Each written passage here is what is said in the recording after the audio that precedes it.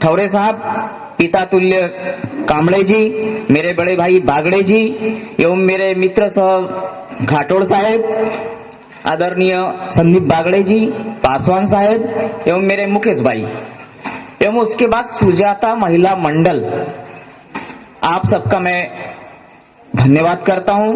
आपने मुझे 2 शब्द बोलने का मौका दिया।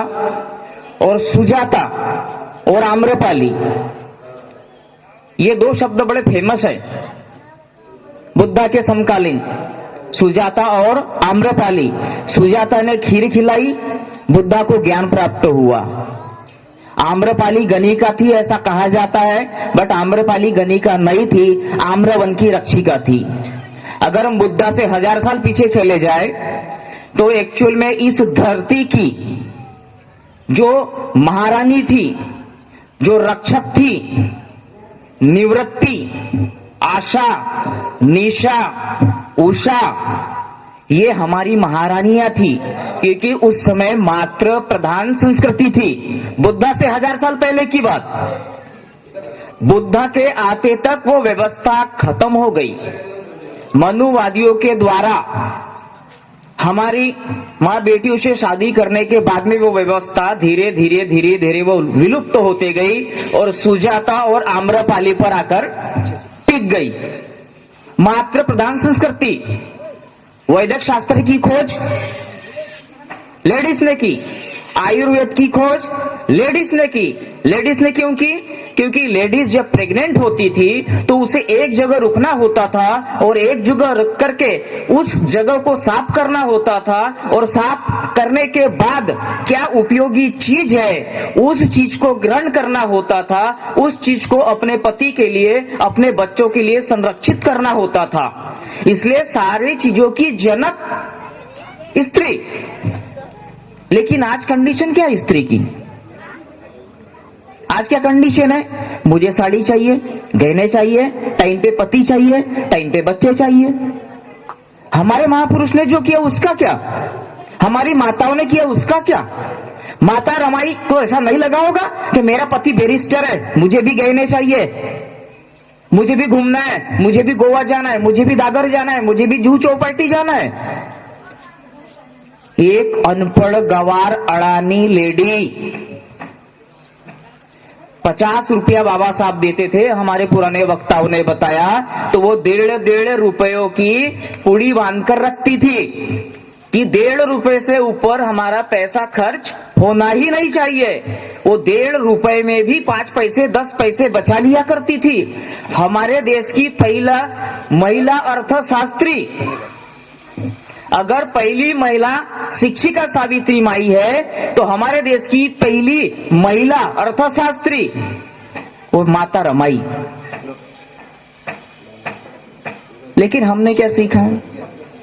हम जयंती मना लेते, घर चले जाते, मामला खत्म हो जाता है। हम कभी समाज में जाकर बात करते कि चलो हम 4 औरतें मिलकर के 2 गांव में जाए, वहां हमारी बात रखे, हम अपने महापुरुष का इतिहास बताएं, क्योंकि गांव में अनपढ़ गवार लोग ज्यादा होते हैं और वो तुम शिक्षित लोगों की तरफ आशा की नजरों से देखते हैं कि आएंगे ये कुछ बताएंगे, और आप गलत भी बताओगे तो वो सही मानेंगे क्योंकि आप उनसे ज्यादा पढ़े लिखे हो। माता रमाई अनपढ़ गवार होते हुए भी बाबा साहब के बीच में कभी रोड़े नहीं बनी। रोड़ा कब बनी? पासवान साहब ने बताया कि 4 बच्चे मर गए तब रोड़ा बनी, क्योंकि तब उसके दिल का जो बोझ था वो खत्म हो गया था। क्यों नहीं होगा? अरे तुम्हारा बच्चा एक दिन के लिए बीमार होता है तो तुम रात दिन एक कर देते हो, उसके 4 बच्चे मर गए, क्यों नहीं बोलेगी वो? उस टाइम में बाबा साहब कितने बड़े विद्वान थे, ये मुद्दा नहीं था। उनके 4 बच्चे मर गए, इसका बोझ था और वो बोझ उसने उतारा, और उतारना स्वाभाविक भी था। 4 बच्चे मरने के बावजूद भी बाबा साहब रह रहे के समाज के लिए भाग रहे, समाज के लिए भाग रहे, बच्चे मर रहे, बाबा साहब पढ़ने जा रहे, बच्चे मर रहे, बाबा साहब पढ़ने जा रहे। उसके बावजूद भी जब पैसा कम पड़ गया, साहू जी महाराज जब डेथ हो गई तो पैसा देना बंद हो गया, तब भी बाबा साहब पूछते, रामू तुझा जवळ काही आहे का? उस समय बाबा साहब को इंग्लैंड के संविधान की बुकें खरीदना था, वो भी सेकेंड हैंड। तब माता रमाई ने जो 5-5 रुपए बचा करके रखी थी वो पैसे बाबा साहब को दी थी।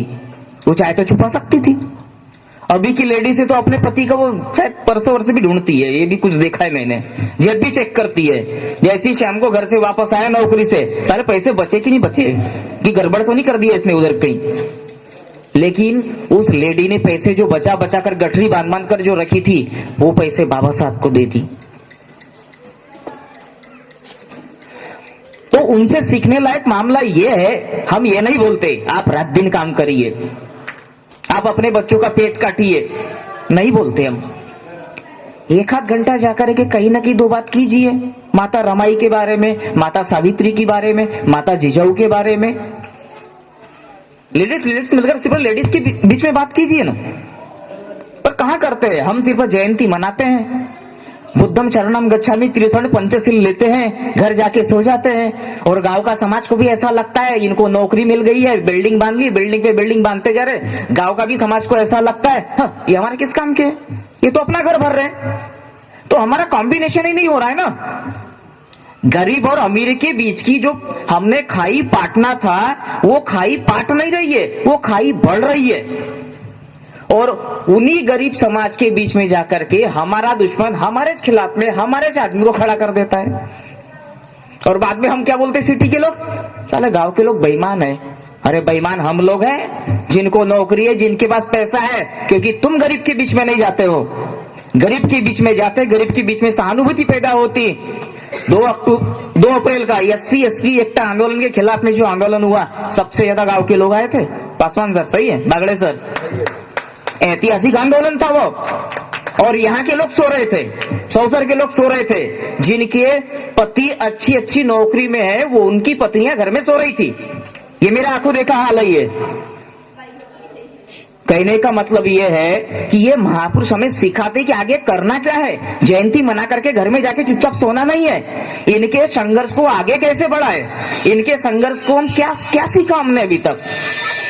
अभी सब कुछ खत्म हो चुका है, बचा क्या है हमारे पास में।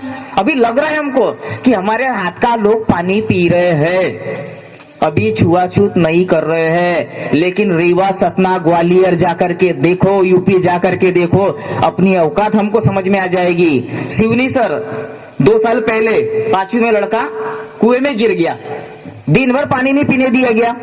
हमें ऐसा लगता है छुआछूत नहीं है, अभी भी है। यहाँ कुछ एरिया में नहीं हो रहा होगा, ठीक है। बाबा साहब को जब बाबा साहब खड़े हुए, बंगाल के लोगों ने क्यों बुलाया होगा बाबा साहब को? बंगाली लोग, लैंग्वेज अलग, कल्चर अलग, वहां हमारी जात भी नहीं, वहां नमो शूद्र चाय मंडल लोग हैं। बाबा साहब मार थे, तो फिर नमो शूद्र चाय मंडल ने क्यों बुलाया होगा चुनाव लड़ने के लिए? लेकिन बाबा साहब को इसलिए बुलाया गया, पहले बाबा साहब ने देश भर में काम किया, चारों दिशाओं में काम किया, चारों दिशाओं में अपने लोगों को ढूंढा, उनको जाकर के समझाया। इसलिए बंगाल के लोगों को ऐसा लगा, जोगीनाथ मंडल को ऐसा लगा कि मेरे से अच्छे ज्यादा उपयुक्त तो कौन होंगे संविधान सभा में, तो बाबा साहब होंगे। इसलिए उन्होंने अपनी सीट छोड़ा और मुस्लिम और नमो शूद्र चाय मंडल लोगों ने बाबा साहब को वोट किया और संविधान सभा में भेजा। केवल मेरा उद्देश्य रमाई की जयंती मनाना उद्देश्य नहीं है। ये होते रहता है, ये चलते रहता है, रूटीन में चलने वाला काम है। पर इस मनाने के जयंती मनाने के पीछे हमको अपना इतिहास बताना है कि हमें करना क्या है, आगे प्लानिंग होनी चाहिए। ये बुद्ध विहार किस लिए था? 63 पंचशील के बुद्ध विहार नहीं था, ये हमारा प्राइमरी स्कूल है। ये नालंदा महाविहार कहा जाता है, नालंदा महाविहार, तक्षशिला महाविहार, आज जिसको हम महाविद्यालय बोलते हैं, यूनिवर्सिटी बोलते हैं, उसको उस टाइम में महाविहार कहा जाता था। 10,000 बच्चे पढ़ते थे, 1500 टीचर हुआ करते थे, 10 किलोमीटर दूर से एग्जाम हुआ करती थी। वहां का द्वारपाल PhD हुआ करता था, द्वारपाल, वो भी 10 किलोमीटर पहले फर्स्ट एग्जाम होती थी। लेकिन हमने क्या किया, इसको पूजा का स्थान बना दिया। करो पूजा, कोई तकलीफ नहीं है, पर यहां पर हमारे बच्चों का एजुकेशन भी होना चाहिए। भारतीय बौद्ध महासभा में बाबा साहब ने 10 पॉइंट लिख करके रखे हैं कि बुद्ध विहार क्या क्या होना चाहिए। बुद्ध विहार में यहाँ वृद्धाश्रम भी होना चाहिए, यहाँ प्राइमरी हेल्थ सेंटर भी होना चाहिए, यहाँ एजुकेशन सेंटर भी होना चाहिए, यहाँ कोचिंग सेंटर भी होना चाहिए। हम करते हैं क्या ऐसा? नहीं करते ना ऐसा। क्योंकि हम पढ़ते ही नहीं अपने महापुरुष को, साहित्य का वाचन ही नहीं करते हम लोग, कहां से पता चलेगा हमें। साहित्य का वाचन करिए तब आपको समझ में आएगा। रमाई ने कोई बुक नहीं लिखी, लेकिन रमाई एक स्वयं बुक थी। रमाई ने कोई बुक नहीं लिखी, रमाई की पति ने दुनिया भर की बुक लिखी, लेकिन रमाई स्वयं ही एक बुक थी। इसलिए बाबा साहब ने 1940 में थॉट्स ऑन पाकिस्तान एक बुक लिखी, वो सिर पर रमाई को समर्पित की। थॉट्स ऑन पाकिस्तान, पाकिस्तान की एक सोच, वो केवल रमाई को समर्पित किया उन्होंने। और बहुत व्याकुल शब्दों में उसकी लाइनिंग पढ़ोगे तो रोना आता है। जो समर्पण के जो शब्द है वो रोना आता है। तो आप सभी महिलाओं को, खासकर सुजाता जो आप महिला संगठन हो, बहुत अच्छी बात है, शुरुआत की है आपने, शुरुआत अच्छी भी हुई है, और आगे इस शुरुआत को आप और आगे बढ़ाते जाइए। यदि आप लोगों को हमारा सपोर्ट लगता है तो हम तैयार हैं आने के लिए, बशर्ते आप लोगों का इंटरेस्ट होना चाहिए। बुद्धा ने क्या कहा कि मैं मार्ग बता सकता हूं, आपके साथ चल नहीं सकता। यानी मैं मुक्तिदाता नहीं हूं, मैं मार्गदाता हूं। मैं मार्ग बता सकता हूं, अपो दीप भव, अपना दीपक स्वयं बनो। मतलब अगर आप चलने के एक कदम, अगर आप चलने के लिए तैयार हो तो हम आधा कदम डेफिनेटली आपके साथ में चलेंगे, बशर्ते आपका कदम बढ़ना चाहिए। तो मैं ज्यादा बातें तो नहीं करना चाहूंगा, क्योंकि मेरे सारे वक्ताओं ने माता रमाई के बारे में तो बोल दिया है। पर ऐसा है, मुझे डायरेक्ट बोलना ज्यादा अच्छा लगता है, कुछ लोगों को बुरा लगता है, एक अलग मैटर है। पर मैं डायरेक्ट बोलने पे थोड़ा सा क्लियर बात हो जाना चाहिए, क्योंकि क्या है, पाखंड नहीं होना चाहिए। नहीं तो बाकी लोग भी पूजा करते हैं, बाकी लोग भी नारियल फोड़ते, अगरबत्ती लगाते हैं और अपने घर चले जाते हैं। पर ये हमारा मुद्दा नहीं है, ये हमारा मुद्दा नहीं है।